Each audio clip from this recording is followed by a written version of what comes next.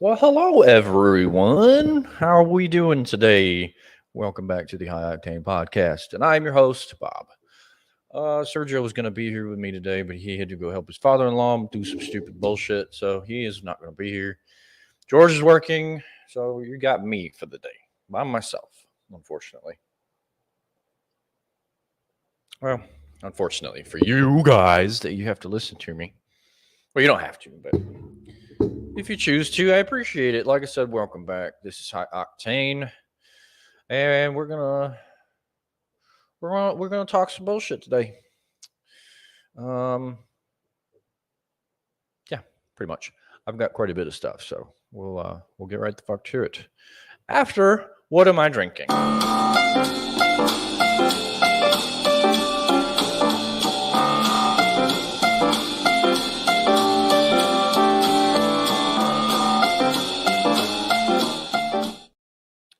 All right, so I got something new today. I've never had this before, actually. It comes from Indiana, or it was distilled in Indiana, and then bottled in Ohio. Which that right there, I shouldn't have bought it at all, but whatever. It's called Old Hickory Bourbon. So this is just their straight bourbon whiskey. They have a blended too that's a little bit cheaper, but I don't do blended stuff. It's 86 proof. Let's see. Distillery was established in 1896, which is pretty cool. Like I said, other than that, I have no idea. So let's pour some of this out. Let's see what we got. See if this bad boy's any good. It was only $40. So it's not a bad deal. Okay, it's heavy on wheat.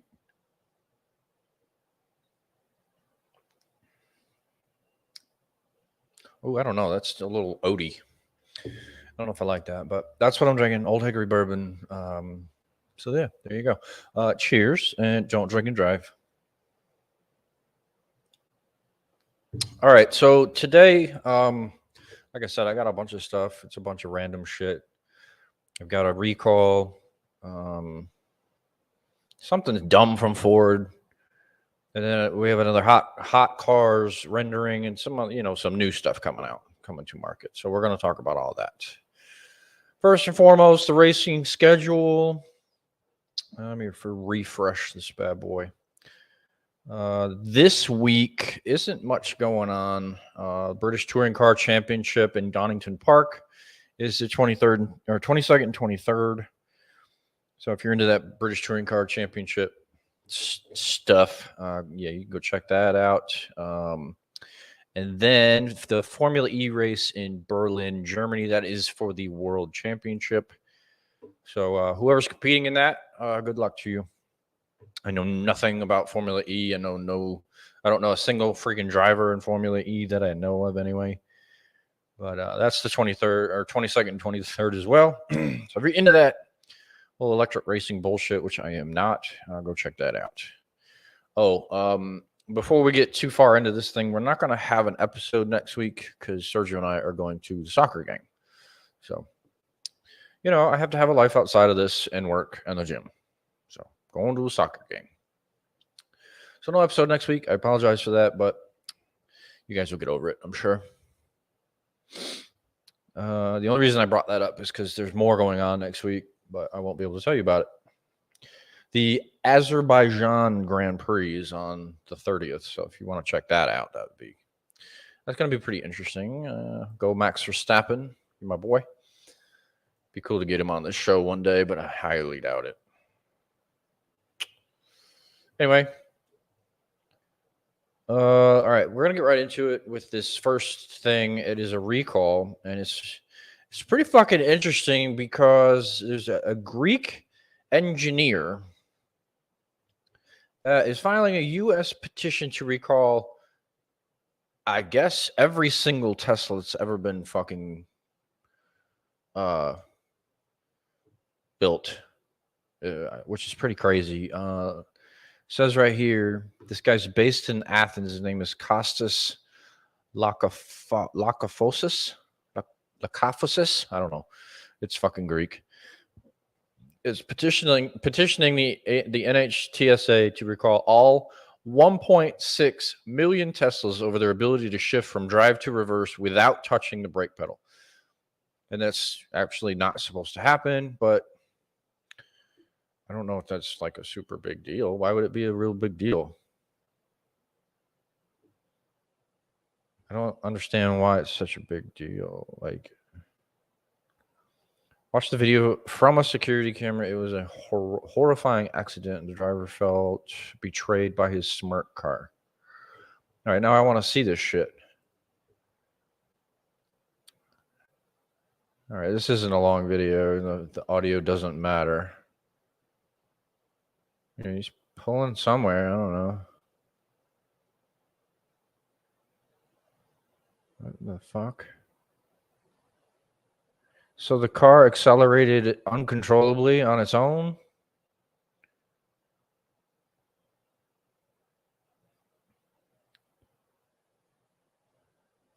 Oh, damn. Damn.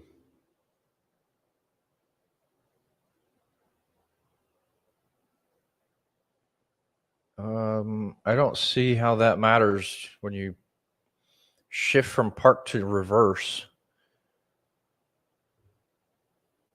without pushing the brake. Like, why does that matter? Is that a software issue? That has to be a software issue. I guess if you don't, well, it doesn't make sense. He was traveling forward. You're talking about going from park to reverse. That makes zero sense. I don't know. This is fucking strange. It's really weird. I don't understand how going from park to reverse without hitting the brake can do what you just saw in that video. Just cause the car to automatically accelerate to high speed. I don't know. It's fucking weird, but he wants to recall all of them for that stupid ass issue. That video was pretty fucked. Hope everybody. Well, no, I think a couple of people actually did get killed. So that sucks. Shame on you, Tesla. You suck. That's what I have to say. The next thing is something from Ford, and everybody knows my opinion on Ford and how, some of the things that they do are fucking stupid. So everybody knows that Ford has completely ruined the Mustang name by making it an electric SUV that kind of half-ass resembles the Mustang, but it looks like it ate about 400 people. And now it's just a fat ass. Okay, well, they've done it again, or they're thinking about doing it again. I guess it's just a rumor at this point. But Ford being Ford, let me share the screen here real quick. Anyway, Ford being Ford they've gone and done something just as dumb as why won't you go away there? They've done something just as dumb as they did with the Mustang, making it an SUV. Now they're talking about making a Raptor version of the Mustang, an off-road Mustang Raptor. Obviously, there are no pictures because it's only a rumor. But you can only imagine how fucking retarded and stupid this would look. And how many dumbass people are out there that would actually buy it. Because, I've seen, I don't know how many stupid-ass Mustang Mach-E's out there on the road. Those people are stupid. And now with this Mustang Raptor, those people are going to be even more stupid. Because the Mustang's a sports car. Albeit not a great one, my opinion, but it's a sports car. It's not an off-road car. It's not a fucking SUV. So I just don't understand. I don't understand where the automotive industry is going. Like, no one wants a fucking off-road Mustang. Now, I don't know if this is supposed to compete with that Porsche Dakar thing and that Lamborghini thing that are off-road. I don't know if Ford's getting the bright idea to do that with their fucking sports car. But I think it's one of the most dumb and like just unnecessary fads. Hopefully it's a fad trend, whatever you want to call it. I'm hoping that it never even comes to fruition, but if it does, I hope it doesn't live long, because it's really fucking dumb. And again, this is just my opinion. I friggin' love that interior, though. That interior is quite nice. It's better than anything from Dodge and Chevy. I hate to say that. Well, no, the Corvette's interiors are far better than that. But the Challenger and the Camaro, this blows blows those interiors out of the water. And honestly, it's not a terribly bad looking car. It's not great in the front. Here's the front end for you guys. I don't know. I don't love it. The front end anyway. And these rear quarter panels, that's a blatant Camaro ripoff. I don't give a fuck what anybody says. You can't argue that. Let's see. They're speculating on price around $90,000, which is ridiculous. And then there could be a more extreme Raptor R Mustang with a 5.2 liter supercharged V8. That would make about 700 horsepower, which that's whatever. Nothing new. It's not even impressive anymore. I mean, it is, because I've never driven anything with 700 horsepower, but in the grand scheme, you know, quadruple figures are becoming more and more, you know, mainstream with the Tesla and the Lucid, and you know, some of these other electric cars. I know they're electric, so don't give me any bullshit on that. But you know, they're still making quadruple figures, so you can't really argue with that. You know, the Plaid makes like 1,020, and then that new Lucid Air Sapphire makes 1,200. So I mean, that's something worth talking about. And I know you guys don't like EVs. I don't either, but that's just kind of how it goes. You know, people buy into shit, and we don't always have to agree with it, but it's just is what it is. Okay, that stupid ass off-road Mustang. Like I said, hopefully that never even sees the light of day. But with the way the industry is going, you're more than likely going to see it, and it's unfortunate. But all right, this next thing, before we get into the new stuff, you know, the past couple of weeks we've been looking at hot cars kind of renderings of what old models brought back to current could look like. And the first one was a Buick GNX, which was badass. Loved everything about it that we saw. Obviously, there were no interior pictures or anything, because that would be a bit much for a rendering. But and then last week we talked about the Cadillac Eldorado that could make a comeback, and the three of us were kind of in agreement with the front end being shitty, the back end being pretty much perfect, but the overall package we don't want to see. We don't want to see that one. Absolutely not. But anyway, this week I've got another one, and this one's from Ford Motor Company, but it's a Mercury. I don't know if you guys remember the Mercury Marauder in the early 2000s, or no, late 90s, I think it was. I think it was late 90s that the Marauder actually came to market.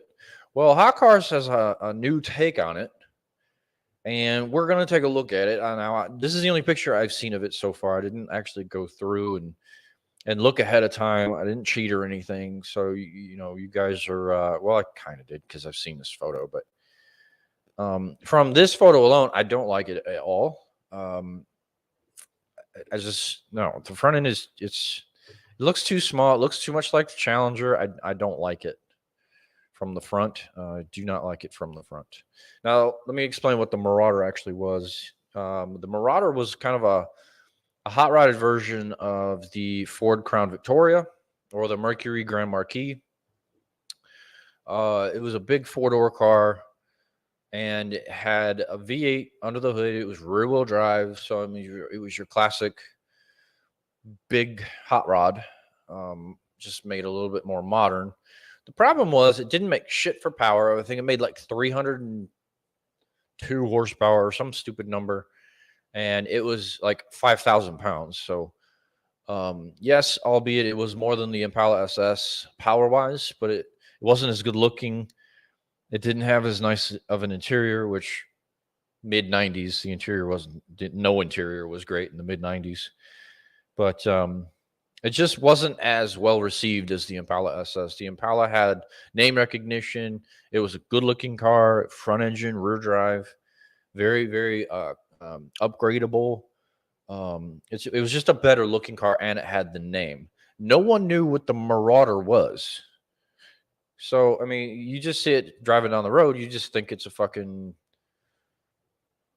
it's a Ford Crown Victoria or a Mercury Grand Marquis. So it was nothing spectacular. Like it looked just like the normal car, unless you knew what you were looking at.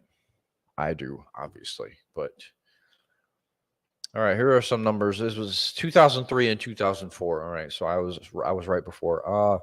They built 11,000 of them. They had a 4.6 liter V8 out of the Mustang Mach 1.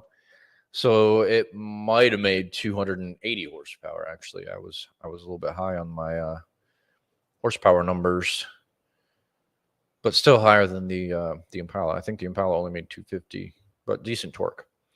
I've driven one. They're fucking slow. Let's see. All right, here's another kind of front profile of it. This gives me a lot of Grand National vibes, but the rounded roof and 2 extra doors. This is a blatant Grand National ripoff with some differences in the front end, the roof, obviously, and probably the rear will look a little bit different. We'll get to that. I don't like the wheels either. Those like honeycomb style wheels. I've never been a fan. I probably never will be a fan. Who is commenting? How are you? Guy dated in post grad had one. He was an asshole, but his car was nice. I don't know who you are, but that's hilarious. And I don't know what car you're talking about. You're talking about a Mercury Marauder or an Impala SS? While we get to the bottom of that, I'm going to continue talking, but I will move this out of the way so I can actually see when a user comments. And welcome, by the way. Oh, a Marauder. Okay. I can see. I mean, like I said, I know the difference. So I didn't hate the Marauder.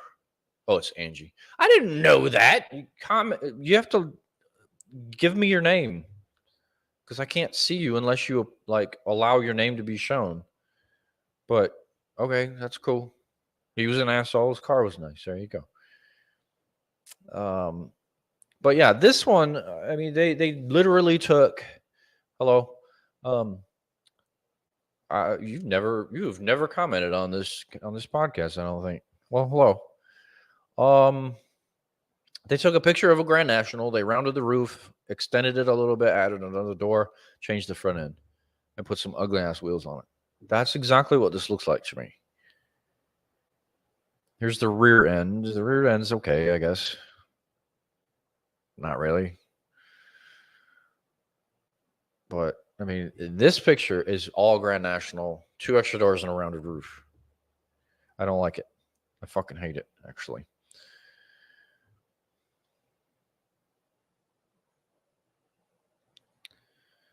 All right, so okay.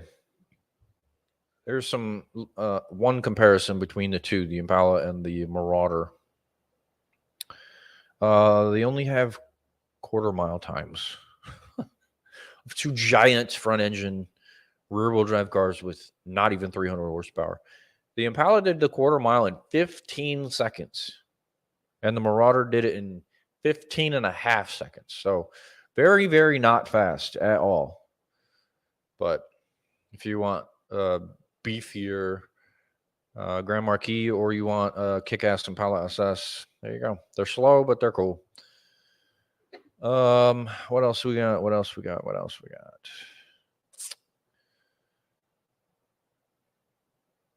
Okay, so they're talking about what engine could theoretically be used in this vehicle. And they're hypothesizing the Gen 3 Coyote 5-liter of the newest Mustang Mach 1. I would put it about just under 500 horsepower and a little over 400 foot-pounds of torque, which is better, but still not great. Okay, so the original did have 302 horsepower, so it had been slightly modified because the Mustang never made that, I don't think, from the factory. I could be wrong. Don't quote me, but I don't think it did. Oh, okay. That's stock form, but with a Roush factory supercharger, horsepower could go up to 750. Now you're fucking talking in a big ass car like that. 6-speed manual or a 10-speed auto could be options. I don't like it. Period. I don't. There's nothing about it I like. I hate the fact that they ripped off a fucking Grand National. I don't like that at all. Nope. I don't like it. And I don't have to. This is my shit. And I do what I want. Anyway, so yeah, we're 1 for 2, 1 for 3 on these hot cars renderings. The Grand National was the shit. The Cadillac was shit, and that Marauder is shit as well. So hot cars, you don't have a good record, homies. Not at all. You don't have a good record. All right, some new shit coming to market. And some new shit probably never ever going to see U.S. soil, but I'm still gonna crack shit on them because, God, they're ugly. Like ugly, ugly. But first and foremost, the one that's not ugly and actually a piece of fucking rolling art is the new Buick Aston Martin GBS 770 Ultimate Volante. And they're calling it the Ultimate Open Top GT car, which obviously convertible 2+2, very big, very powerful, very comfortable ride. That's what GT typically stands for. Grand Touring. So you want comfort, and this is some of the best comfort you're going to get in a non-ultra luxury 2+2 convertible. So yeah, let's talk about it. It's a beautiful car. Like I said, it's a rolling piece of fucking art. Aston Martins 99.9% of the time are, though, so that's no surprise. Power comes from a V12, obviously. 770 PS, which is like some European equivalent to horsepower, but it's really close to being even. So I'm not going to even do a conversion. And then 664 foot-pounds of torque at low end, so that's really good. Let's see what else we got. There's the rear. There's a better picture of the front that I'll show you guys too. But that's the rear. It looks good. Sorry, guys. I had a long day. I'm a little tired. And a late night last night. So we won't talk about that. But the rear end looks really good. Looks a little bit more boxy than traditional Aston Martins are, but I still like the look. Don't care. It's a sexy as fuck profile line. And there's a better view of the front. This Lexus, this is how you do a fucking grill. If you're going to take up the entire front end, this is how you do it, because this still looks good, even though like 75% of it's grill. But it's got the iconic Aston Martin shape, and it's just done right. Like I said, Aston Martin, almost in my book, can't do anything wrong. With a couple exceptions, but we're not going to talk about those. Let's see. It's going to be in coupe and Volante form. Again, Volante meaning convertible. 300 coupes are set for production and 199 convertibles. Price is going to be over 300,000. I guess that's pounds. And that's easily over $400,000. I don't know the exact conversion right now, but it is. Our money is still worth more than theirs for how long, I don't know. And again, I could be wrong about that too, because the United States dollar is taking a shit since everyone else wants to start making their own money. Literally making their own money, a new currency, which I think is bullshit, but what can you do? We're not talking politics. We're talking cars. V12 flagship. That's what it's going to be, my friends. The DBS 770 Ultimate Volante is set to come to market. Don't know how many we'll see over here. Probably 50 coupes. I don't know, 25 convertibles, if I had to guess. But we are a major Aston Martin market, so we might see more than that. I wouldn't mind seeing more than that because it's a beautiful vehicle. And again, it's going to be their new flagship. So, yeah, I'd like to see that over here. Whether or not I'd see it in the wild, who knows? Probably not, though. All right. This next one, I don't know why I'm going to talk about this. Maybe because it hasn't really gone through a major redesign since it's been back on the market, and I think it's kind of worth talking about. It's the new Mini Cooper. And they say that it's received a significant redesign. Now, we're going to break that word down. Significant. Now, everybody knows what the Mini has looked like for the last fucking 20 years. I think it's, well, not quite 20 years, but it's been around. It's been back more than 15, I would say, if I had to guess. Between 15 and 20. All right. This is the new Mini. And that's not a significant redesign. They refreshed the front end and the headlights. That's not a redesign. That's a refresh. I understand you can only do so much with the shape because you want to retain that shape. That's Mini shape. But this is not a significant redesign. New headlights, different kind of different grille. It's still clearly a Mini, and even like if you even glance, yeah, it's a Mini. You can't fucking miss it. All right. What do we have for details, though? Here's the back and the profile. Profile looks exactly the fucking same. And it's the same in the rear. They new taillights. That's it. Everything looks exactly the same. Maybe a little bit more round, not so squared off. But this is not I would not consider this a significant redesign. I would consider it a mild refresh. That's what I would consider this. Fascia's new, plastic fender flares, signature feature on past Mini models. Okay, who cares? They're plastic pieces of shit. What else do we got for details? There's a better view of the taillights, and that stupid beauty bar needs to go away.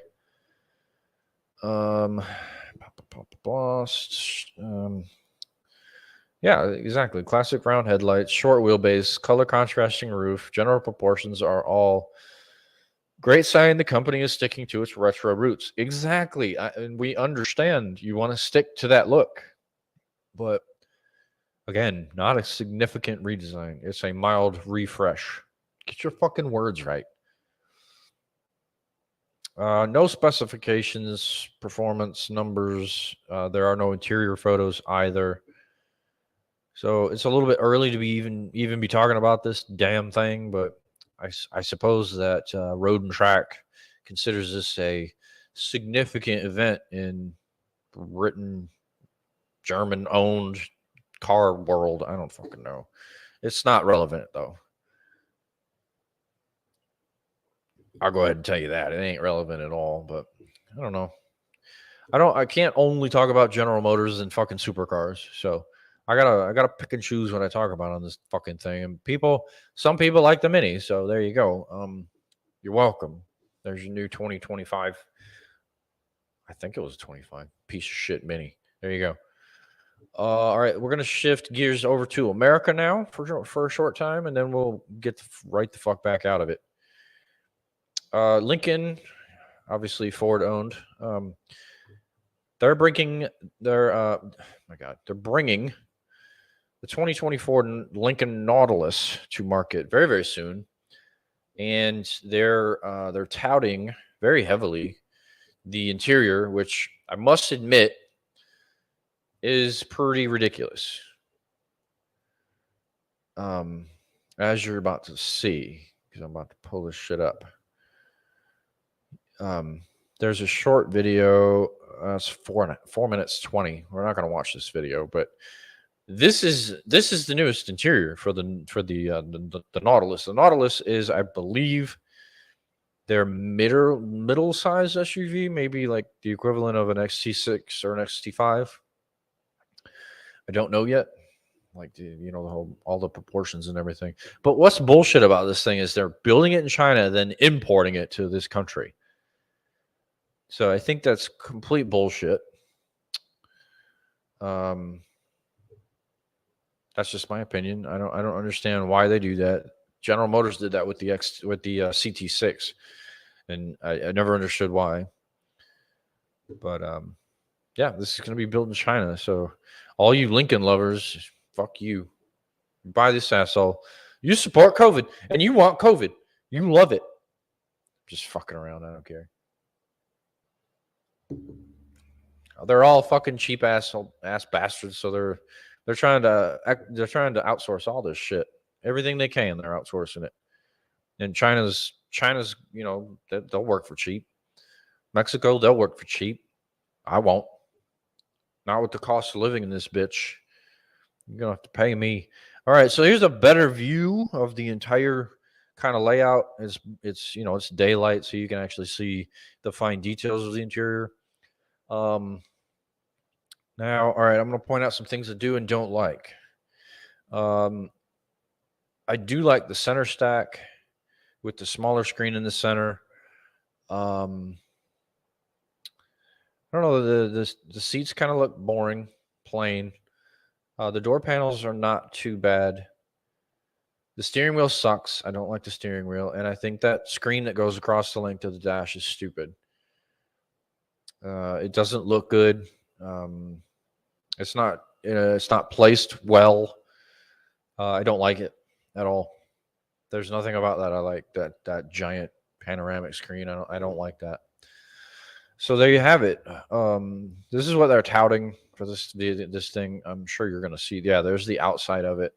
It's not bad looking, honestly. If I'm being very subjective and not biased, it's not bad looking. The wheels could be different, but overall, I think the lines are good. The front end's not terribly bad for a Lincoln. Here's the rear, kind of. I don't know. Looks a lot like a Land Rover in the rear. I don't like that. But the front end's pretty fucking unique. I don't mind that. The rear's not so great. Let's see. This one's gonna have a 2-liter turbo. Makes 250 horsepower. That's the standard engine. And then you have the optional hybrid version that gives 310 horsepower. Not sure on the engine size, but that's a hybrid for you. And then the spokesperson said there's no plans for a plug-in hybrid or an all-electric version. So, oh, good. You can keep that shit to your fucking self. I don't want your damn electric vehicle. All right. Well, here's maybe a short video. I don't know how long this one is. Oh, it's just that. It's just that. Okay. Yeah. Great. Now those seats actually don't look terribly bad. That first picture we saw wasn't very good for the seats, but that doesn't look too terribly bad. It looks a lot better in that picture. 24-way adjustable front seats, 28 speaker Revell sound system, blah, blah, blah, blah, blah. That's all the details we got on that. But I don't know. Just that giant panoramic screen, I'm just not a fan of it. It's not placed it's not in a good spot. It's curved. So the driver is definitely going to be able to see the passenger side shit unless they have some kind of darkening technology I haven't heard of. But for a curve, it being curved, I would imagine that the driver would be able to see it because it's actually part of it's actually facing him. So I mean, that's how I understand it works. I don't know. I could be wrong, but yeah, there you have it. It's a four. What did they say? How big is this stupid thing? Where does it say? Blah, blah, blah, blah, blah, blah, blah. It doesn't say. All right, it doesn't say, but it's probably like 3.5, 4 feet wide. It's just, I don't know. It's just not a good look. I don't like it. That's what they were touting in that article was the interior and that giant screen, but Whoop-de-doo. Who cares? All right. The only reason I was planning on talking about this next one was because I was hoping George would be here so I could just bash the shit out of it in front of him, even though the interior is fucking immaculate. But I like riling him up, as you guys have seen. But Maybach has its first electric SUV coming to market, and it is called the EQS SUV 680. Where the 680 comes from, I don't know, because it says it makes 660 horsepower. So where the fuck does the 680 come from, you dumbasses? Learn how to fucking name your shit. All right, you assholes. Dual motor, 660 horsepower, 950 newton meters of torque, and I don't know the fucking conversion. Probably around 650, 700 foot-pounds. Learn how to use the right measurement, assholes. I don't care if it's metric. Foot-pounds is more universally known in the car world, so fuck off. Two huge lounge chairs in the rear. I'm going to enlarge these photos in just a second so you guys can see them. Updated exterior design with huge chrome grille. Who the fuck gives us a shit? That probably ruins the look of it anyway. And they say it's likely going to cost over 200,000 pounds, which I can only imagine and guarantee. All right, let's look at these fucking photos real quick. You guys can actually see the vehicle. I don't like it on the outside at all. There's nothing about it that I like. And I know I'm a negative Nancy with a lot of the shit that we talk about, but this is just my opinion, and I don't like it. So take it for what it's worth. You don't have to agree with it. You don't have to like it, but this is my opinion, and I don't like the exterior at all. The wheels are weird. They're too old Phantom-like. That's what they remind me of. I don't like the two-tone paint. The front end is terrible. There's nothing about it that I like. Now, those are a different fucking story. These are the rear seats, obviously. They adjust, I don't know how many fucking ways. I don't know if that's a speaker or a fan. You have a lumbar pillow. You have a head pillow. They recline. You got fucking places for your silver-plated or solid silver champagne flutes. You got screens you can touch and fuck with. Here's a shitty picture of a grill. Who cares? That's where you can keep your wine or your champagne flutes in the rear. So I mean, the interior. Look at the dash. The interior is phenomenal. It's really really nicely put together. It's just that it's just this that ruins it. I would like some better pictures of the interior, you dipshit assholes. But you get the gist, and I don't like it at all. Plus, it's fully electric, so that's strike 1, 2, and 3 right there. It's electric. I don't want it unless it's the Hummer. And I did finally get a ride in the Lyric from Cadillac that we are building here in Spring Hill, Tennessee. And I have to say that I am quite impressed with it, actually. There are some things that I would change, but overall, I was extremely impressed with it. It's comfortable. The seats are nice and soft but supportive. Plenty of leg room, more than enough leg room. It rode really nicely. It rode like a Cadillac SUV should. And surprisingly very torquey. Like the acceleration is impressive, especially as heavy as it is. It doesn't make a ton of power being single motor and rear wheel drive, but it really, really shocked me how well it accelerated. The interior obviously is immaculate. It has that it has that half dash screen, all one piece. Everything's integrated into it. You can, your nav, your infotainment, your gauges, everything is integrated into this screen, and it's just the way it's laid out and everything. It's a beautiful, beautiful interior. Now, there are some fit and finish issues that I can't stand. I don't like that. And then the roof. I have a big, big problem with them not utilizing the roof and making it solar, at least as an option. You can for sure make it an option, and I guarantee you the majority of your market, the majority of your clientele will want that option. Because, and I say that because make the entire roof solar, and every one of you, every single accessory that you're running in your vehicle, your radio, all your speakers going at once, your infotainment, your dash, um, AC, heat, whatever it is, all of that bullshit can be powered by the solar unit all year long for free. You don't even need, you don't pay for the sun. That would be full, like free power. You can't tax the sun. Obviously, you could, and they probably will find a way. But make that entire roof panel at least an option to be solar. Not everyone wants an open roof. Not everyone wants that sun to come in. I know it's covered, but not everybody wants a sunroof or a skylight. Which is essentially what it is. Which next year there will be a sunroof option. But no, not everyone wants that open roof, open world feeling.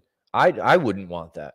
If I was gonna buy an electric vehicle and it doesn't have a sunroof, I want my roof to be fucking solar. I want the entire roof panel solar. And I'm gonna run everything off that fucking shit. And then the battery pack itself, the main battery pack, is solely for propulsion. So your range is gonna be further, because your battery pack isn't running all your accessories as well as driving the actual vehicle. So it's just a fucking it's a lost opportunity. But those are the only couple things I can even knock on the Lyriq, is the roof panel not being solar, at least as an option, and just some bullshit fit and finish issues. There's nothing else. There's nothing else wrong about it. Like, it looks good, it rides good, it performs well. Not great. It's retail. It's cheap. I use that term very loosely, but for what it is, it's not. It's competition. It's a good deal, and like I said, it's impressive. If you get a chance to ride one or drive one, I didn't get to drive it, but take that opportunity for sure.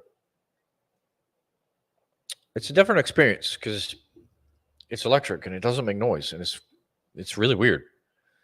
Like, it's actually kind of creepy. Like, it makes zero. Well, it does make noise, obviously, but not your traditional noises. But whatever. That's where this stupid industry is going. Stupid silent cars that we don't have enough resources or the infrastructure for. But hey, what do I know? I'm just a guy that wants to talk shit about it. All right, this next one is, before we get into the ugly ass Chinese vehicles. I have 3 of those, and they're going to be hilarious because they're all ugly as sin. This one comes from, I want to say that MG is still French. Or no, MG is British, I think. Anyway, we don't talk about MG a whole lot on this show. Actually, I don't think we ever have. But apparently, they are making an electric convertible. I don't remember if it's a 2+2 or a 2-seater. Well, we're about to get into it. So yeah, let's take a look at this MG Cyberster. Sorry, it's a hard word to say, actually. And they're calling it the new kid on the electric sports car block. Oh, it's coming to Europe. We may not see this thing, but we're still going to talk about it. It's relevant. It's their first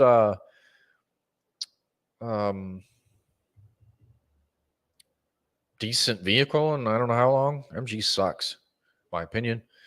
All right, fully electric powertrain, producing up to 536 horsepower. Goes on sale next year at some point. Doesn't say exactly when. It made its global debut at the Shanghai Auto Show. When was this? April 17th, 2 days ago. It was on Monday. So this is a brand new, just got saw at a car show car. So there you go. Take that for what it's worth. This is a small little, it looks like a two-seater, has Lamborghini style doors. Not 100% Lamborghini style because these fold a little bit outward too. Lamborghini doors go straight up. They do not come out. Don't argue with me because I know what I'm talking about. So these are Lambo-esque doors. A little strange on a tiny car like this. Especially with it being convertible. I'm not a convertible fan at all. Let's see. Cyberster will be available outside China with its market launch in mainland Europe and the UK set for summer of 2024. No reports on it coming to this side of the pond, which, whatever, MGs suck. Even the old ones, I've never been a fan. Aggressive nose and bumper intakes. I mean, it's designed pretty well. It doesn't look terribly bad. I mean, the headlights are kind of giant for the fucking front end, but whatever. What do I know? I'm just a peon. I'm not an engineer or a designer. I don't like the wheels at all, actually. Can't really see the rear. Okay, here we go. There's more photos. Here's a front end shot. I like the fascia, but those headlights look maybe a little bit fat on the front end. That's not a good look, bruh. From this photo, the interior doesn't look too terribly bad. I don't like, I mean, it might come in a coupe. I need to read a little bit. Oh, that back end looks fucking good. Holy shit. Now that looks good. That's a nice ass. I like that. Me likey that. All right. Let's figure out if this thing's going to be a convertible only. Which, if they're smart, they'll offer a hardtop version. But that's probably where Cyberster comes from because it's a roadster. So it's more than likely roadster only due to its stupid name. But it's probably not going to come to this country anyway, so it doesn't matter. All right, let's look at numbers here. They got some documents, blah, blah, blah. Length, width, height, wheelbase, weight. Holy balls, is that heavy? 4,079 pounds. For a small roadster like that, that's a fatty right there. Fat. It's going to come in a single motor and dual motor, either rear or all-wheel drive. The rear single motor is 310 horsepower, and the dual all-wheel drive is 536, which I don't understand. If it's dual motors, why aren't they the same motors, and why is it not making 620 horsepower? That makes no sense. Lithium-ion battery pack, obviously, because none of these idiots have grasped the fact that solid-state batteries are better than liquid-state batteries. Idiots. They're lighter, they're more compact, they make the equivalent power, but you don't have the volatile fucking asshole chemicals sloshing around, and that could spontaneously combust at any time. So yeah, I'm done ranting about that. That it looks like all the details on the MG. So it's going to make decent power, but it's not going to make as much as it should. And it's too fucking small to weigh that much. Don't give me any bullshit about, the battery pack. I don't give a fuck. That's too much. That car's not going to perform for shit. It's going to be too heavy. Not enough power. That's dumb. Especially single motor rear wheel drive. 310 horsepower for 4,000 pounds? Nope. Not going to cut it at all. But I don't know. The rear end looks good. Like ridiculously good. Let me find it here. Right here. That looks really nice. And they need to do a better job with the name. And the logo placement sucks. But other than that, I like the back end. Back end is like the most important part of that car, or the best part of that car.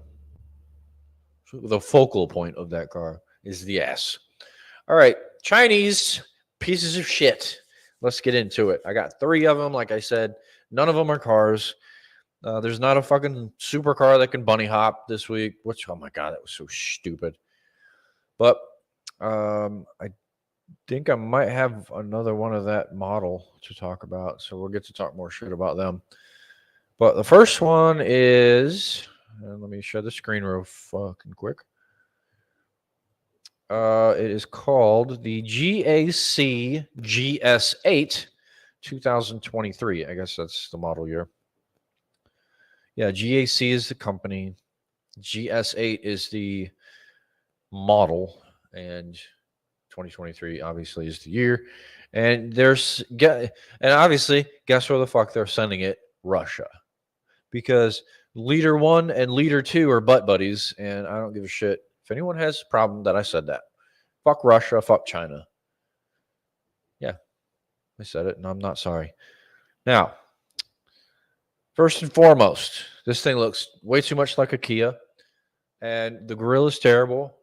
The headlight design is fine, other than the lights themselves. There's too much going on in there. And the bottom of the fascia reminds me too much of BMW. But the profile line is all Kia, for sure.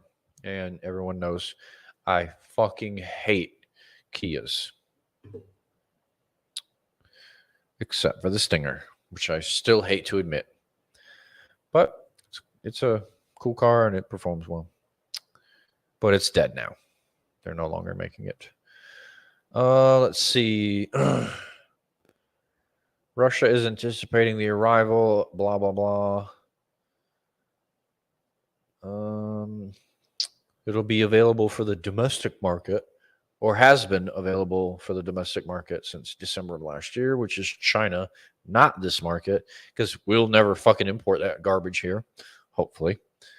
Let's see if there are any other photos. There's a little bit closer photo of that front. It is 5 meters long, meaning 15 feet ish, and 2.9 of those is the wheelbase. So overhangs aren't too terrible. What else we got? It's going to have a 2-liter, just says 2-liter. I don't know if it's a turbo. 252 horsepower motor with an Asian 8-speed torque. Aisin? I thought it said Asian. Sorry. 8-speed torque converter. So traditional automatic transmission. No dual clutches or single clutches or any bullshit like that. Just a regular old transmission. What else?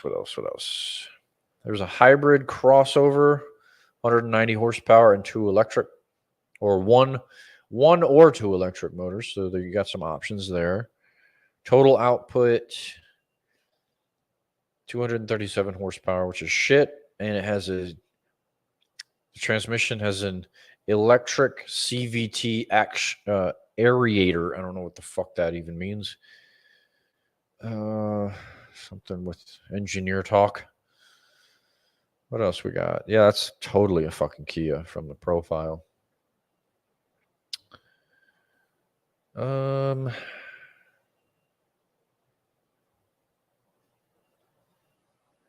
you can get 6 and 7 seats. I guess this is the interior, which, I mean, it's clean, but it's kind of boring. I don't know. I mean, it's just, it is what it is. It's just there. But it's not terrible either. Let's see. Length and wheelbase, blah, blah, blah. We already talked about that. It is a 2-liter turbo, 252 horsepower, 8-speed automatic transmission. Now that steering wheel is the same. Never mind. Car will go on sale in China at the end of this year. When did this article get written? So I'm up to date. When? I don't see a date when this was written. Might be at the bottom. Let's go to the bottom. Go to the bottom, shall we? Nope, not at the bottom either. Well, I know it's recent because I just found it like 2 days ago. But this is your first. All right, here's like 51 pictures. Let's see if we can get more pictures. Where are the pictures? Show me pictures. God damn it. All right, never mind. It won't show us the pictures. It doesn't like us. It won't show us photos. Nope. Can't go into those. I don't know. If they don't show an actual photo of the interior, this is a rendering, obviously. It's pretty sketch, and there are no pictures of the rear other than this teeny tiny little thing, and it looks like a Kia. So if you want a Chinese Kia, which is essentially what this is, yeah, fuck yourself, because they're shitty. And yes, mother, I know I'm a potty mouth. I saw your comment last week. But like I said, this is my shit, and I'll say and do what I want. All right, this next one is another Chinese piece of shit. They call it a medium to large MPV, which means multi-purpose vehicle. All right, let me pull up this shit photo page, whatever. It is called, this is back in 2022, but I'm still mind blown that this is even a vehicle on any road in any part of the world. It's called a Zeekr 009. Your guess is as good as mine. Like I said, medium to large MPV, multi-purpose vehicle. The body length is 5.2 meters, so it's even longer than that Kia wannabe. Why would you want to be? But and the wheelbase is over 3.2 meters, so it's a long vehicle. It's a van. It's going to be completely understandable. Let me see if there are some more photos here. Definitely not the photos we want to be looking at. Let's see. Let me do some Googling here. See if I can find some more pictures. Zeekr. Oh. Zeekr 009. All right, some more photos here. You guys are seeing this, yeah? All right, I see it. All right, let me see if we can find some interior photos. Like, the front end is just a disaster. Like, I don't know what they were going for design-wise, but it's a disaster. Like, there's no part of it that looks good. All right, here, let's look at this. This is the rear seat. Look at that shit.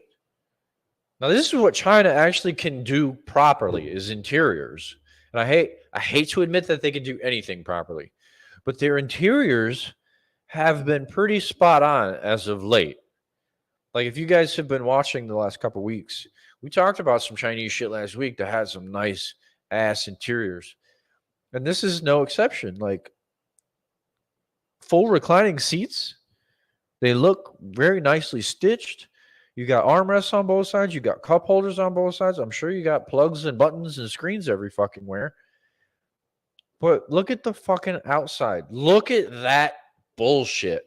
You have to buy this bullshit to get this interior, which this is obviously a different like kind of layout, but show me the damn dash. Okay, that's kind of whatever. It's boring. The seats are nice. The rear layout of that one that had the fucking reclining shit, that's nice. The dash is terrible. It's boring. It's very, very boring.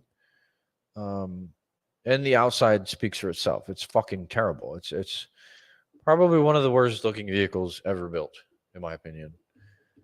And I know that's saying a lot, but look at this ugly ass thing. Nothing about it, look wise, on the exterior is nice to me. Nothing. Not one thing. Even the rear is just boring. Profile line is boring. The wheels are terrible. There's nothing about it that is good looking or done well on the outside. It's all on the interior. That's what's good. Let me see. Let me see. Let me see. Let me see. Let me see if I can find price. Price.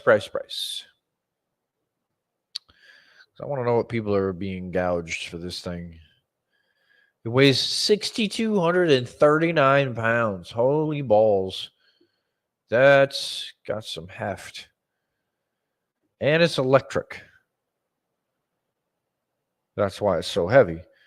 510-mile range. Okay, that's impressive. Not bad to tell. Price. Where is price? 544 horsepower. Wow. 70,000 Chinese monies. I don't know.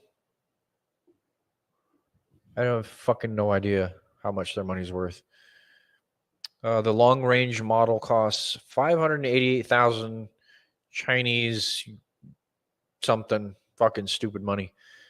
That translates into 82,800 of our dollars, I guess. So that's for the top extended range, whatever bullshit. $82,800 for that. If you have that much money and you buy that, I want to punch you right in the dick so you can't reproduce and fill that bitch up with useless children. That's ridiculous. $82,000 for a van. No. Say no to vans, people. Speaking of vans, Lexus went and did a motherfucking thing, and apparently they've been building this thing for a little bit because this is the second generation. It's not a better generation, let me tell you that. First and fucking foremost, it's ugly as fuck in the front. This is the Lexus LM, and they say it's a multi-purpose vehicle, so it is technically a minivan. And it's fucking terrible. It has a 2.5 liter four-cylinder, which makes 0 power, and it has an electric motor, so makes it a hybrid, obviously. Has 7-seat configuration. Front end looks interesting. No, not interesting. Awful. Fucking terrible. But anyway, let's get some closer photos so you can see this abomination. Look at that ugly ass front end. Like, you remember when I showed you guys the Aston Martin? That's an Aston Martin. That's a grill that can fill up the front end properly. Now, I know minivans are taller. They have more area to fill. But this is not the way to do it at all. This is terrible. I can't reiterate that enough. This is awful. It's an ugly ass fucking vehicle. Period. Point blank. I don't care if you like it or not. It is ugly. Ugly. All right. This is the interior in the rear. That is a gigantic screen. Like, for real, you have a movie theater in the back of your van. So that's pretty fucking cool. Got all your controls there in the center. That's pretty wicked. I don't mind that. The seats look pretty good. They recline. Got all your, like I said, armrests on both sides. They're fully adjustable. Those aren't bad. The back's pretty boring, just like most minivans. Or all minivans. No, Toyota Sienna's still the benchmark, in my opinion, for minivans right now. Pacifica is a close second. If I have to talk minivans, those are my 1-2. It's Toyota Sienna and then the Chrysler Pacifica. But again, you wouldn't catch me dead fucking driving a minivan. Oh, that screen is 48-inch HD screen. So there you go. You literally have a movie theater in the back of your van. So if you're in the market and you want to spend way too much on an ugly ass minivan, there you go. Buy a Lexus. I don't like you if you do though. That's all the new stuff that I could find for the week. So yeah, the last one wasn't Chinese, it was Japanese, but you know what I mean. It's all fucking bullshit from Asia. But I've got a couple of lists that I can do, and I'm thinking I want to do the concepts that never made production, because typically these manufacturers, when they do concept vehicles, I know they have to make them very, very radical and think outside the box and do something they've never really done before and stuff like that. But my opinion,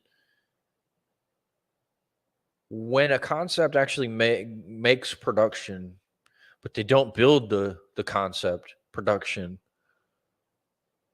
a lot of the time it's not the what we get on the production side isn't for the better. Like the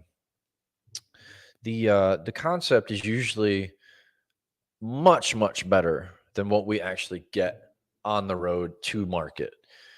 So what we're this list we're about to look at is concepts, awesome concepts that never made it to production. So apparently these concepts are cool, they never got built, which is a fucking shame, because like I said, the concepts are almost always better than what we get. If we get what you know, if we get it at all. So, all right, this is going to be the list that we're talking about this week. I don't know how long it is. I don't really care because I have still 50 minutes to kill.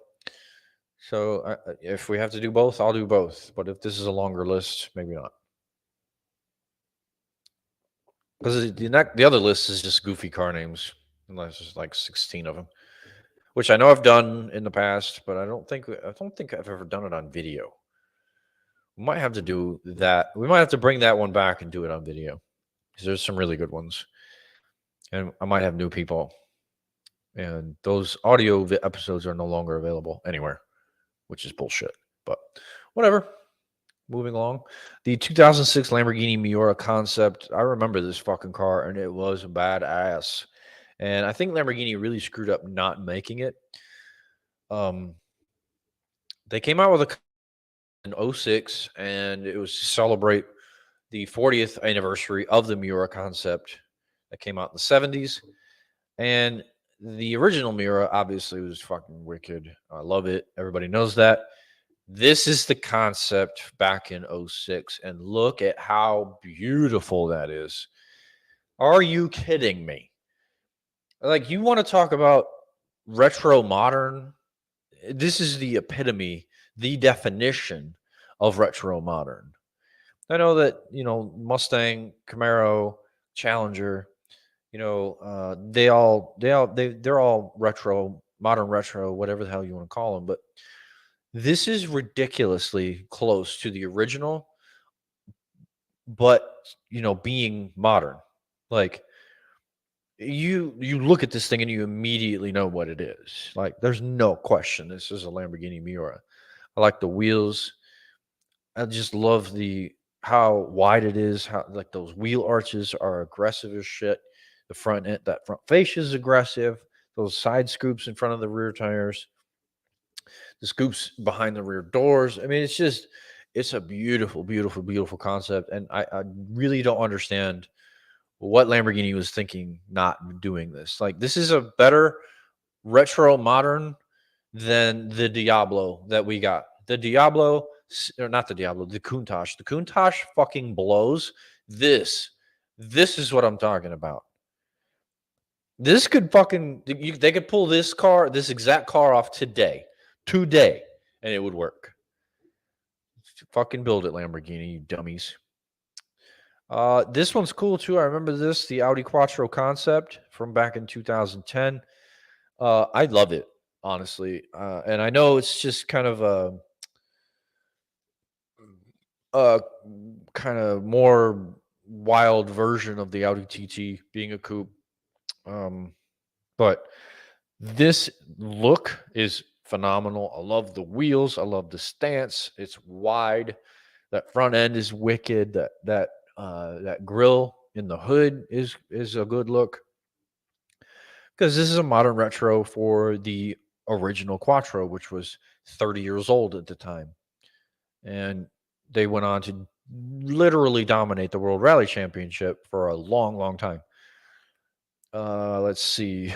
It was based on a shortened RS5 platform, which badass. Only weighed 2,866 pounds, which is nothing. Had the Quattro, 2.5 liter four cylinder out of the RS3 that had 403 horsepower. That's actually pretty good. Obviously, like I said, they had the Quattro. Just Audi and Volkswagen pussed out, and they had this is a missed opportunity because I think they could have sold a whole lot of these things had they kept the price realistic. Sitting in between RS5 and RS3, technically that would be just a coupe RS4, and it had the engine out of the RS3. So I mean, you kind of have a mutt going on in the Audi design, whatever studio. But I really, really dig it. Another missed opportunity from Audi. Same with Lamborghini. Very, very big missed opportunity, I think. But again, what the fuck do I know? I'm just a peon that likes to read about cars and talk shit about them later, which is relevant, I think. All right, 2009 Bugatti 16C Galibier, something like that. I don't know. Essentially, what this is, it is a front engine, 4-door, very slant back esque Veyron. That's exactly what it is because it has the Veyron's 8-liter twin turbo 16-cylinder engine, but it's in the front. Still produces 1,000 horsepower plus, but this thing could do 235 miles an hour as a sedan, a big heavy one. Has all the traditional Bugatti looks, design cues. The chrome, I think, is a bit much, especially on the body. I can maybe see the wheels being chrome, but the body, why do you need the body to be chrome? Like, that's just narcissistic as fuck. Like, ridiculous. This spine that goes down the roof and then through the glass and onto the trunk lid. Pretty fucking cool. That's a good look. I don't know. I mean, it's a Bugatti Veyron with 4 doors and 5 seats and the engine in the front, which is really strange, but whatever. It's fine. Never made production anyway, so it doesn't really matter. I think it could have done well though. I mean, 1,000 plus horsepower sedan in 09, that didn't exist. Hell, it rarely exists now. I know actually there's only 2 vehicles with 4 doors that I can pull out of my ass that have over 1,000 horsepower right now, and they're both electric. So shame on Bugatti for this one. I think this one could have done well. 2014 Infiniti Q50 Eau Rouge. The Eau Rouge is probably just the stupid ass maroon or weird red color that you see. It's a nice red, but I don't know how to describe it. So this, all right, let's see. What does it even mean?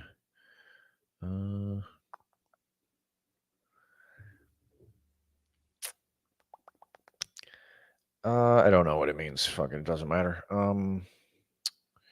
So let's see. It had the Nissan GTR twin turbo V6 under the hood. So it had 560 horsepower, 443 foot-pounds of torque. Obviously made it to an all-wheel drive system. Not the same as the GTR one, though, which is dumb because why not? It's the best one you have. They claim it looked like to be the M3's worst nightmare, which no, the ATS-V was. by a lot. It just didn't get the recognition it deserved. But anyway, we're not talking about that. We're talking about this very lackluster Infinity. I've never been a huge fan of the Infinities. Um, my nephew, he's all about the older Infinities, and he's had a couple of them.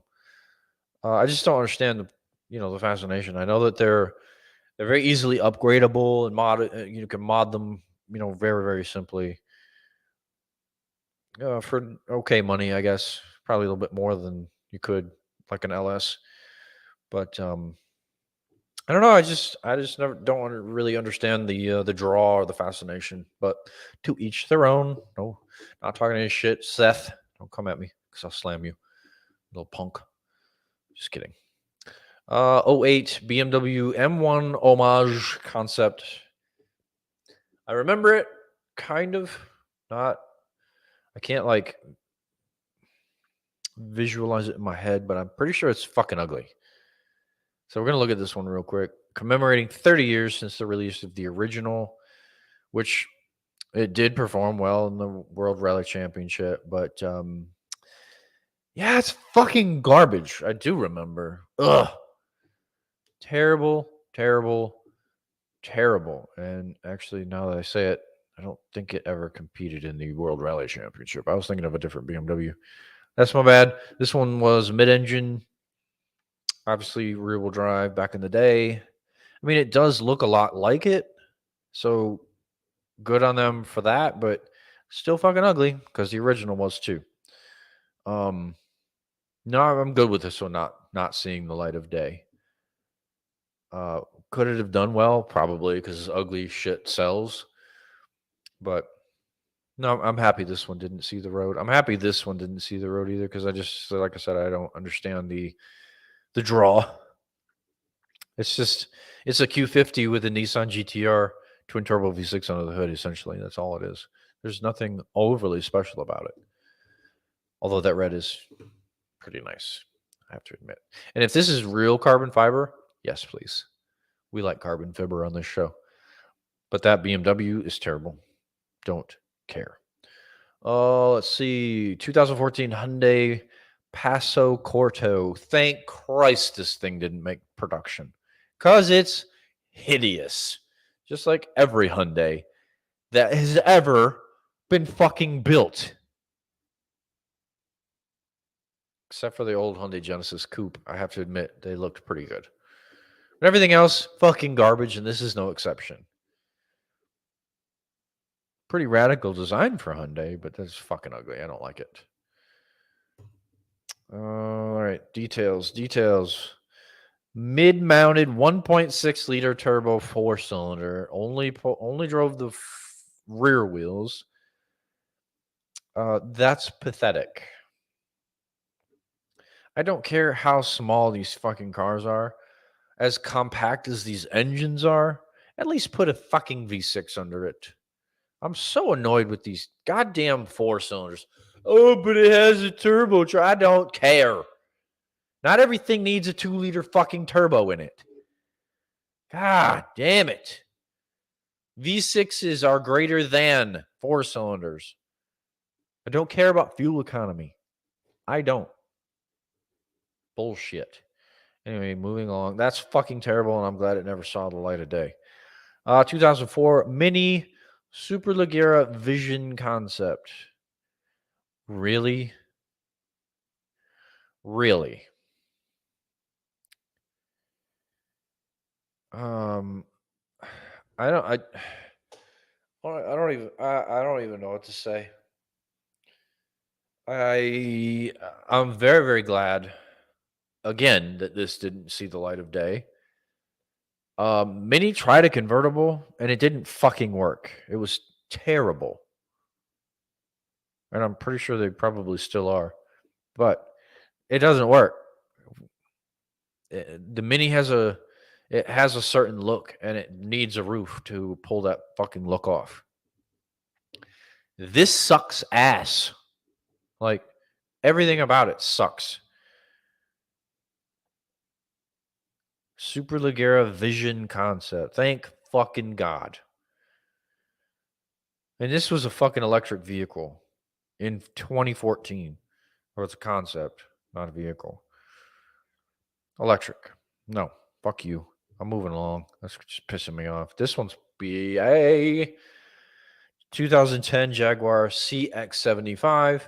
Now, this one is an electric vehicle also, but there's 4 of them, and it produces almost 800 horsepower. Now we're talking. If we're going to talk electric, I want power, and I want good looks. And with this vehicle, that's what you get. This is a beautiful, beautiful car. Now, I know there's no front end view, but it looks like a traditional Jaguar in the front. A little bit more radical, but it's a beautiful car. Just go Google it. There are more than enough images online. You guys can get, the whole gist of it. It's a beautiful, beautiful vehicle. All right. What else we got?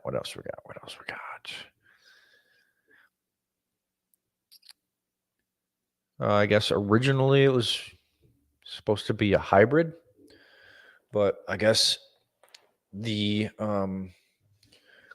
say the global economic crisis was getting in the way for that car to actually be produced, which bullshit. Whatever. Oh, this thing's garbage. I remember this. The 2013 Nissan IDX. This is supposed to be a tribute to the old Datsun Triple S, which that's very too close to the Nazi, whatever, the SS. No, don't do that. No, don't do that again. But has a 1.6 liter turbo, blah blah blah. Again, fuck your 4 cylinders. You want to impress me? Put some real horsepower on these fucking cars. I don't care if it's small. I don't care. That's even better. Put a giant motor on the hood, idiots. But I'm glad it didn't make production. This one sucks. It's ugly as shit, and it's obviously underpowered. This one sucks too. I already know about it. 2015 BMW 3.0 CSL Homage R, obviously to celebrate the original. And it sucks. It fucking sucks. Just like the original. I was never a fan of it either. I don't care how well it performed. It's fucking ugly. Ugly. And that's what we're talking about. It's ugly. And I'm never going to drive one, so I can talk shit about it all I want. I'll never even see a new one in person, probably. So, again, do what I want. Say what I want. It's ugly. It's ugly. It's ugly. I don't like it. So, yeah, moving along. Oh, what the fuck? I guess that's it. All right, so we're doing both lists. We're going to talk shit about some concepts that didn't make production, some that should have made production and didn't. And now we're going to talk about dumb car names, 16 of them to be exact. I love these. I love fucking making fun of shitty car names. I just love it. Hopefully none of these carry over from the audio episode, but more than likely they will. I had a whole hell of a lot more than 16 of them, though. I found some really, really good ones. But apparently none of these are alphanumeric, so I'm down because I hate alphanumeric. It's so unoriginal, and it requires no creativity whatsoever. That's why I hate it. Dodge Dart Swinger Special. I can understand why they think this is a dumb car name, because swinger has the connotation of wife swapping, which if you're into that, more power to you. But it has kind of a negative connotation. And then when you add special to it, it kind of tries to, I guess, do away with that negative moniker, but it doesn't work. It just doesn't work. And I mean, it was a cool car, I guess. It was like Dodge Dart. It's iconic. Everyone knows them. You can have a fucking giant Hemi or, a little fucking straight six if you want. There's regular ones. There's 4 doors. There's, I think, convertibles. There's fucking special editions, and apparently this Swinger Special is one of them. So there you have it, the Swinger Special, and this little ad that you're watching is the pathetic attempt for Dodge to bring the Dodge Dart back, and it was a fucking disaster. So there you go. The Mazda Titan Dump. This is actually probably most of these are going to carry over. I mean, the name does make sense because it is a dump truck technically, but Titan doesn't. Titans are supposed to be big, and this is not big at all. This is actually quite a small dump truck. So for them to call it the Titan Dump, probably not. I mean, Nissan is full of Titan Dump for sure, or Mazda. I'm sorry, same. They're all Japanese bullshit. But yeah, it's a bad name. It's a bad name. I've probably released a couple Titan Dumps in my lifetime. I know you wanted to know that. Moving along. The Nissan Friend Me. Desperate much? You need to build a vehicle to tell people to friend you, and an ugly one at that. Okay, this one I have never heard of or even seen, and it's terrible. Really, really terrible. It has the Nissan Maxima front end, which that's not terrible, but all the curves and bulges and lines and waves and this profile is garbage. That's really bad. Really, really bad. And this was back in 2013. Wow. Terrible. Yeah, exactly. Names the name that smacks of desperation. I said it to begin with. Desperate much? Holy crap. The Hummer. I can understand where they're coming from, but the Hummer is actually the Hummer, the Humvee, whatever you want to call it, it's actually been around longer than people called a blowjob a Hummer. I want to say.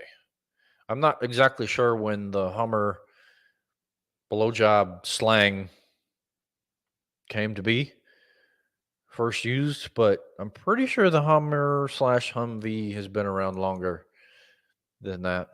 So I blame porn for giving this vehicle and its name a negative connotation.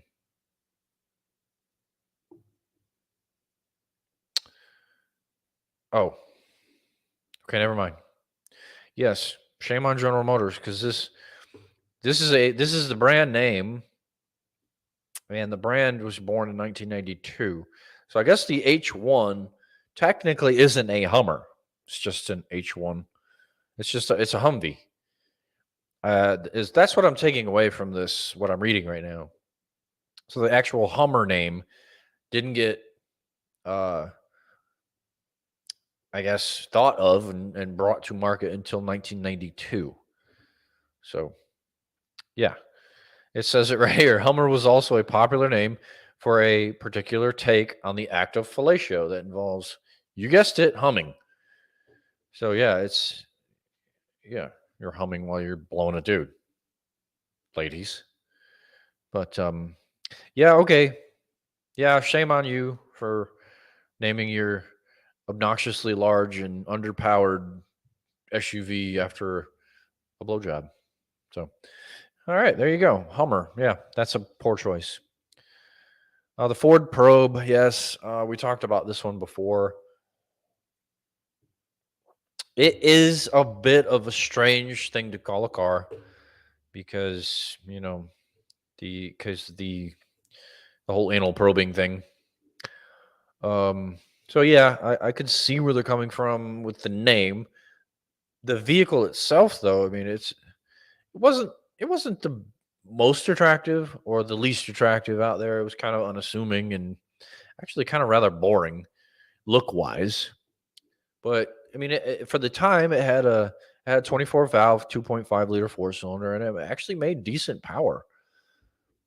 And I think the interior wasn't too terribly bad either. I can't believe I'm commenting a Ford, but especially one called a Probe.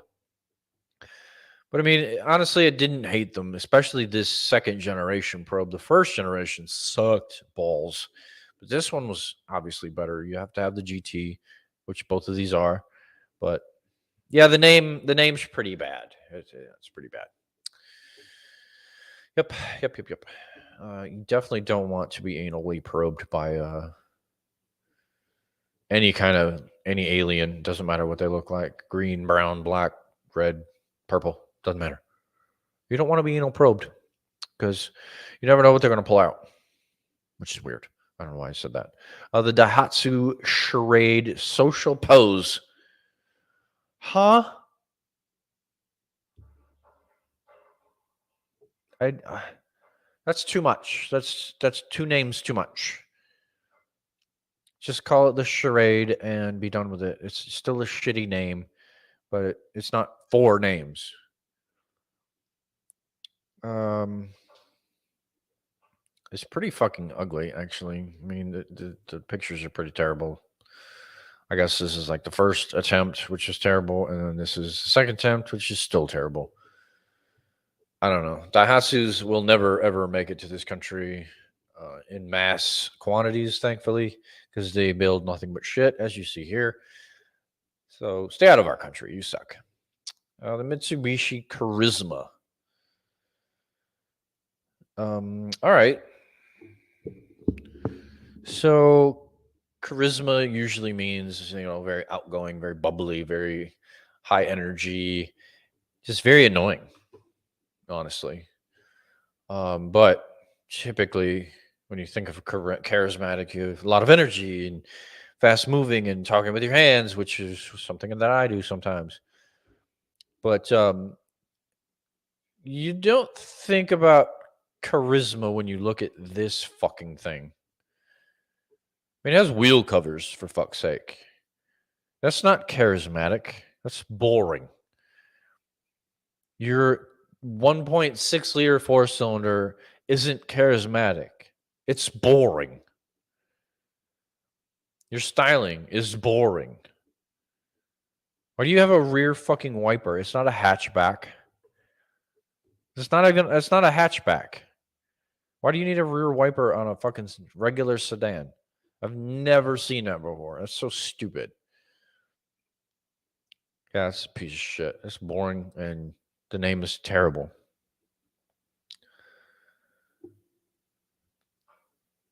The charisma was then bought by those that had none. So only boring people bought the charisma. So there you go. That's a fucking terrible name for that specific vehicle. All right, what we got here? What is the fuck? Oh, Chevrolet Celebrity. Jesus, I'm getting tongue tied. Yeah, yeah. For the vehicle they put that name on, yeah, it's definitely not good. Chevy Celebrity was built for a number of years, eight years, and it was all in the 80s. And they had a couple different versions, and they did update the styling. They had a wagon, as you see here. They even had a Eurosport RS, which is actually pretty fucking wicked looking. Minus the honeycomb wheels. Not a fan, like I said. But ultimately, the Celebrity, it was a failure. Let's be real. It was a failure. Pretty bad one, actually. This front end is pretty bad. Not attractive at all. But not everyone makes fucking bangers all the time. Even Aston Martin, Lagonda, both of them, fucking terrible. The Great Wall. Oh my god, I remember this. The Great Wall Wingle. Yes, yes, you are reading it correctly on your screen. The Great Wall Wingle. This is an early Chinese pickup truck from 2006, and it is a blatant ripoff of multiple things. I see a Nissan bed. What do I see in the front? maybe a Honda or a Dodge, whatever their fucking trucks are. And then the cab is 100% Colorado. I mean, it is a very hodgepodge vehicle. I got to take this hat off, guys. Hang on. Oh, man. All right. Sorry, I was pulling my hair and I'm starting to get like painful. Yes, again, I'm growing my hair back out. For those of you that didn't watch last week, as George continues to talk shit about my hair because he doesn't like it, but it doesn't matter what he doesn't like because I like it. This one looks a little bit better, actually quite a bit better, but it's still called the Wingle, and it is still Chinese, and I don't give a fuck how good it looks because I'm never ever buying anything that has a motor and four wheels that comes from China, as long as I can help it. The AMC Gremlin, most certainly. It is a terrible name for a terrible vehicle that sold way too many models and way too many dumb people exist in this world. Because I'm sorry, I'm not buying something called a Gremlin, for one. If you know anything about the movies, no. You can't even water it after, you can't even get it wet after midnight.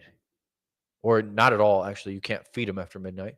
So, good luck if you're out late on a rainy day. I'm just kidding. It's from a movie. If you're not from this country, I'm being silly. Um, although it wasn't funny, I know, but it's a terrible car. Anyway, and a terrible name, so it's very fitting. Nissan El Grand Homie. What's up, homie? Yeah, you're not gonna see any of the homies driving this in any neighborhood. It doesn't matter what fucking skin tone you have.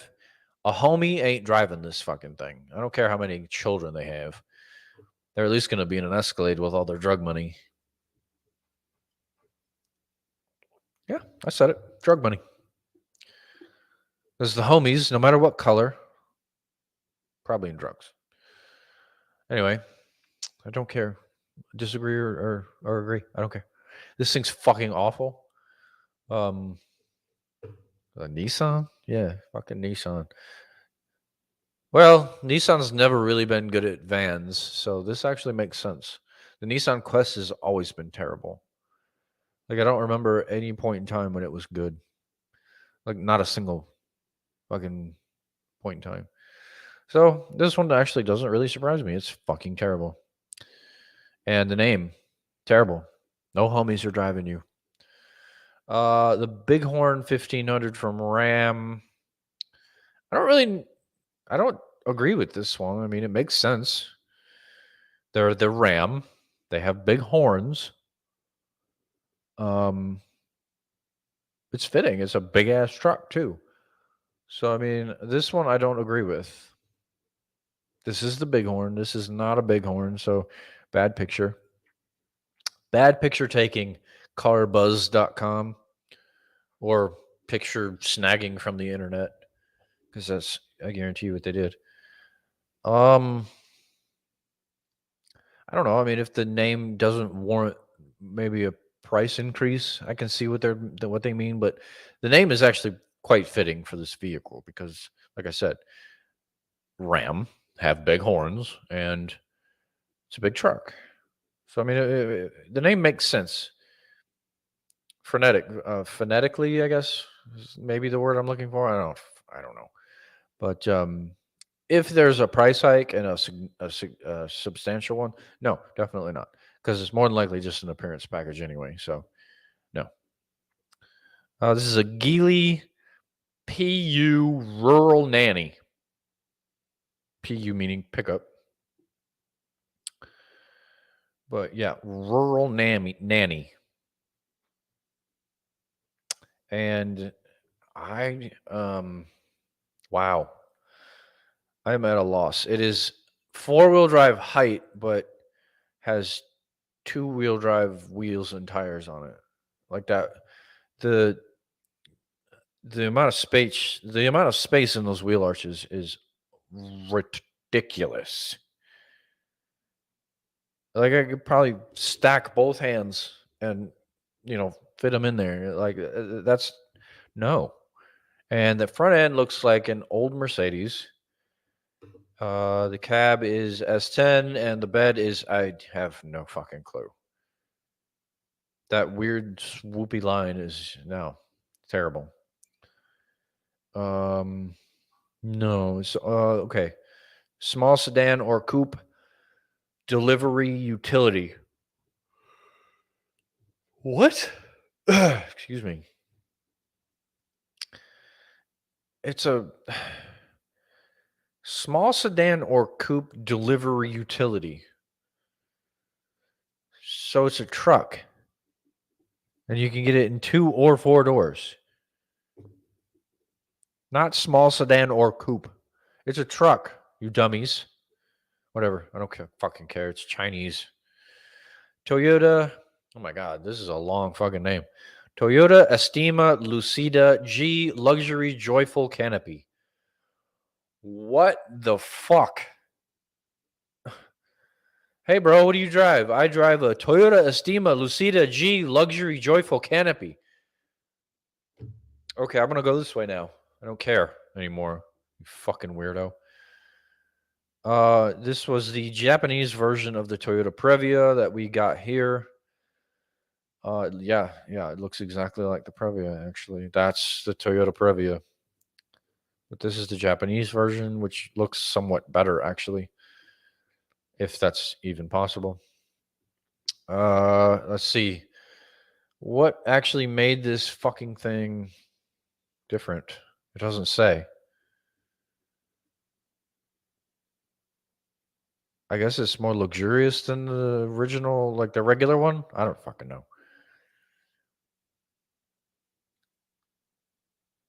I don't. It doesn't matter. It's terrible. The Chevy Citation.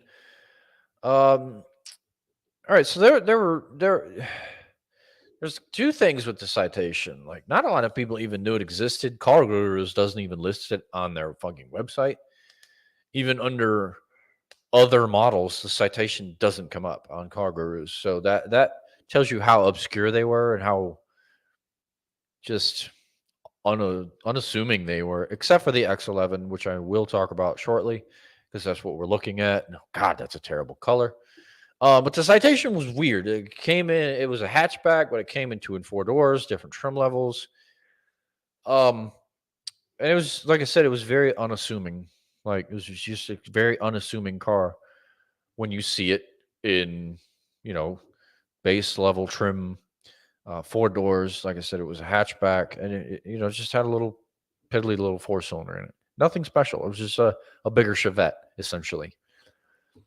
But if you want to talk X11, which is what my dad had before we moved down here, and that dummy, if he was on this episode right now with me, I would call him a dummy. As soon as we got down here to Tennessee, he sold the damn thing. He had one of the rarest cars from the 80s that Chevrolet built, and he sold it. Can you guys believe that shit? It had a high output, I think a 2.8 liter V6, 4-speed manual, front wheel drive, obviously. It was a small little hatchback, but his was white, I believe. But this is essentially what it looked like. Just throw some white paint on it. But I mean, for what it was, for the most unassuming car that General Motors, one of the most unassuming cars they made, it performed really, really well, like surprisingly well. And I think this is a more kind of like a precursor to the later Z24 Cavalier. But I understand the name is bad because, if you get a Citation, it costs you money typically. But I don't know. I mean, I wish they had built more X11s because they're literally extremely, extremely rare and almost non-existent for sale. Every now and then one will pop up, but it's never anywhere close to me, and prices are outrageous, like way more than I would ever pay for one. But like if my dad had kept his, man, we'd probably still have it in the families for sure if he would have kept it. But yeah, ultimately that car is probably in a junkyard now. Hopefully not, but probably. So I understand, but yeah, the name not very good for sure. Yeah, no. While the words citation does have positive connotation, yes, it does. Yes, it can, but typically not in the civilian world. Suzuki Every Joy Pop Turbo. Another shit Japanese name. Like, why? Is this supposed to be a fucking ice cream truck? Because that's what I hear when I every Joy Pop ice cream. I think ice cream when I hear that. And I'm sorry, this isn't going to put joy in anyone's life if it's not an ice cream truck. There will be no joy had. It's top heavy as fuck. It has a super short wheelbase. It's ugly.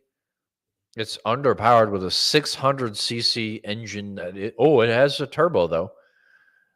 Whoop de fucking do. What does it make? 50 horsepower? Dumbass Japanese. Ugh, so dumb. They did come in commercial and passenger versions though. So yes, most likely these were used as motherfucking ice cream trucks. And that's that list. Well, I'm glad we did both of those because I'm coming up on 2 hours now. So that worked out pretty pretty good. I held that one back, mother. Anyway, that is all I have for the week. We could have done all of that in one list, probably about the same amount of time with banter. But I think I did pretty well with both lists, and keeping it under 2. Hell, I got pretty close, but yeah, I think I did pretty good. But anyway, that's going to do it for this week. And as I said earlier during the racing schedule, we will not be on next week. I do apologize, but I have a life outside of this, outside of work and outside the gym. So me and Sergio are going to the soccer game. We're going to be sociable. We're going to do some drinking a little bit of drinking, but only beer. And then we're going to enjoy a soccer game, and then I'm going to regret the next day. But it's going to be fun, and I don't care. So yeah, I got to have fun while I can, while I'm still youngish. But anyway, hopefully Sergio will be back to, next week or the week after, and then we could just continue on as normal. But if not, you'll have me still. I'm typically around, as you know. But anyway, until 2 weeks from now, everybody have fun.